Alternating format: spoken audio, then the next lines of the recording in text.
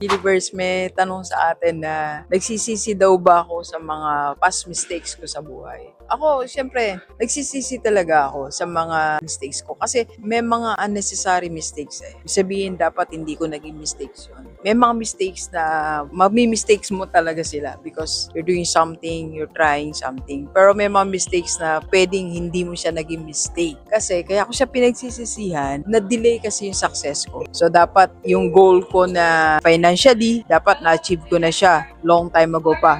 Pero, but since nagkaroon ako ng mga mistakes, nadidelay ako. Sayang yung delay ng 1 year, 3 years, 5 years. So, sana yung goal ko nangyayari na siya. Pero, nangyari, ginagawa pa din natin siya. So, tinatrabaho pa rin natin. Of course, nandun naman na tayo. Pero, hindi pa siya complete, hindi pa siya 100%. Kaya para sa atin, dapat i-minimize natin yung mistakes natin. Kasi ang mistakes, bagamat may lessons tayong nakukuha, pero it delays our success. It delays our happiness para sa iyo and para sa family mo. Sana nag-enjoy ka na. Sana na-enjoy na ng family mo na delay. Let's go!